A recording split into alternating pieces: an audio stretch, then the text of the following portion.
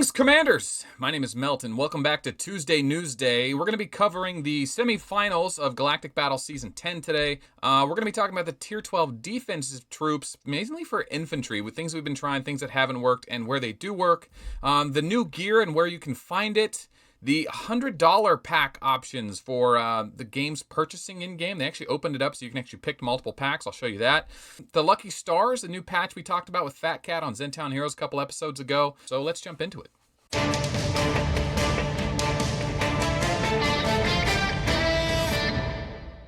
The quarterfinals of the Galactic Battle are over.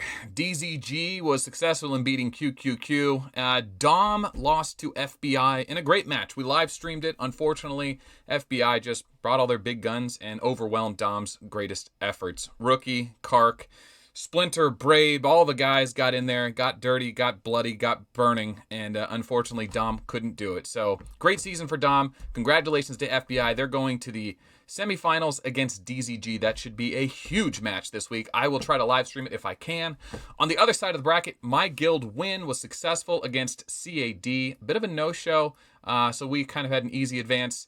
TFC faced off against UN1. I didn't catch the details of that map, but I do know, that TFC and DZG do share a planet, right? That is correct. And Healthy Planet, one of the biggest players in the game, is still in TFC as long as they're in the playoffs. So there's a chance that we might be going against more DZG players in TFC in the semifinals. We'll find out about that when the match comes out. Keep an eye on my channel and hit the subscribe and bell icon for this channel as well as my channel if you want to be notified of new videos and new stuff as it's coming out. That does support this gaming community, so we appreciate you guys doing that. The Tier 12 Infantry Defense Troop. This is a real tough one. So, shout out to Resistance 928. During the FBI Dom match last week, he picked up all the replays he could that had really high-level content and shared them with me to share with the rest of you guys. So, in this replay, you're going to see an FBI player go off against Kark. I don't know who this FBI player is. It's probably Bingo. I don't remember. Anyway, he's using the Tier 12 defense troops. Okay, the new Tier 12. Kark is using the old Tier 12. Now, in this particular replay, it basically times out. There's no terror space damage on the left-hand side, a ton of damage reduction, and it's Rogers, and probably they have the new skill trigger rate pants. And then on the right side, 2 minutes later, Kark's Tier 12 HP troops basically have lost more, right? At the end of it, I think on the right side, he'd lost a total of 150 to 200 more troops. Basically nothing when you consider what was put out. And that's because I don't believe Rogers should be running like this. The Tier 12 defense meta is a bit wonky right now. Having the Tier 12 defense in the front makes sense because you want to have the most durable damage reduction up front, and then maybe the Tier 12 HP in the back. That works for Rogers, kind of. But that's not the best way to get the most out of it because, see, Rogers still relies on Tyrant Cometh, right? He still needs to melee hit something to trigger that terror space and have Tyrant Cometh hit hard. On the other hand, if you have a commander like Elf or Reinhardt who just strictly needs to have high leadership and the most amount of troops and survive, then the Tier 12 defense troops make the most sense because they're going to have the most troops alive, they're going to do the most damage with their other skills. Elf, see, the problem with Elf, though, is because she doesn't have a true strike damage, she's still going to be vulnerable to strength and weakened effect. The Tier 12 defense troops, their main stat is that they reduce incoming damage, they do not do a terror space like the Tier 12 HP troops. So Elf can kind of get herself in a weird predicament. So my current belief, without a doubt, Reinhardt is the best commander to use with the Tier 12 airship defense troops because his Thorns gives him true strike. So if he can ignore Sui with that, and he does way more damage based on the amount of troops he has alive. So Reinhardt is the slam dunk Tier 12 defense. As far as the Walker Tier 12 defense, it's probably best to have them in Elf's front row and then the Tier 12 Walker HP in Elf's back row. There's an argument for Hancock here. There's an argument for Rogers. I don't think they're as good as Elf and Reinhardt. But this brings us to infantry. Who on infantry really specializes in defense? All right, so here's how we're currently tackling the Tier 12 infantry defense troops. You have to look at them as kind of like how we looked at Reinhardt and Elf. They have other ways of doing damage. So defense troops that would suffer because they don't have as much as attack wouldn't be as valuable on Plasma. So Plasma's out. He needs attack damage to do bomb damage. Gilly, on the other hand, she needs to min-max her non-violent resistance. She needs to be able to hit hard to get value out of ignoring her opponent's stats. There's a weird argument there for Hancock, but his skill works differently.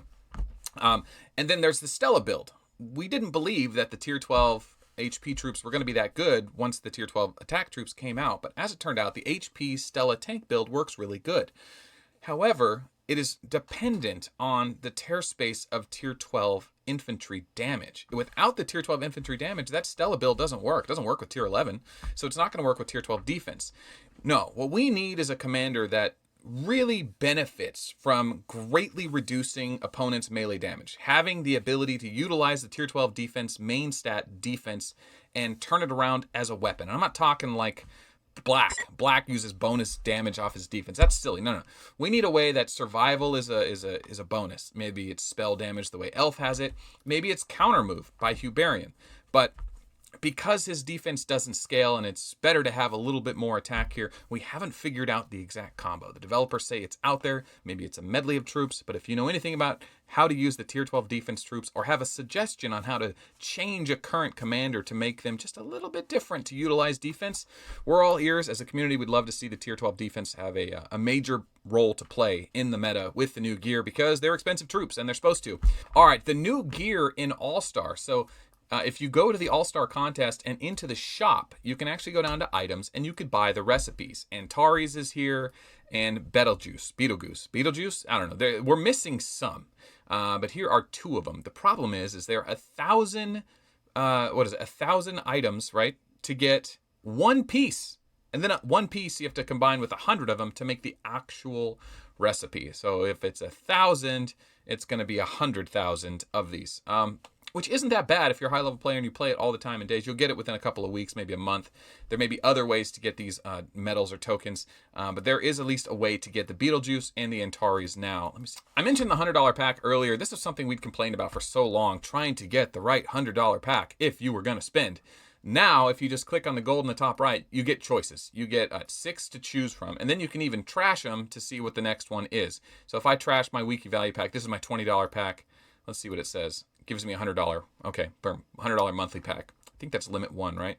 Usually those are really good value. But yeah, now you have the option if you're going to spend what to spend it on. If it's a non-event pack, generally speaking, event packs are always really good. That doesn't mean they're better than the other packs depending on what you're looking for. All right, let's talk about the Lucky Stars. And I didn't even notice it till Fat Cat told me, but if you go to upgrade equipment now and you are unsuccessful, you will start getting these Lucky Stars. And if you fail enough, you will get enough percentage points to get these Lucky Stars counted up here. And then you can use a Lucky Star to guarantee success rate for upgrading equipment. So now it's not an all or nothing thing. Back in the day, if you failed, you got nothing back. If you succeeded, you got the next level. It could be pretty painful depending on your luck. With the Lucky Stars, at least now you get some partial credit, so eventually you'll get it. When you get above 30, it's obviously still expensive, but it's a nice little thing the devs added in to kind of give back to the miserable success failures we've had in the past. So not too little, not too late. It's here now. I hope you guys know about it. You'll run into it if you go to upgrade gear.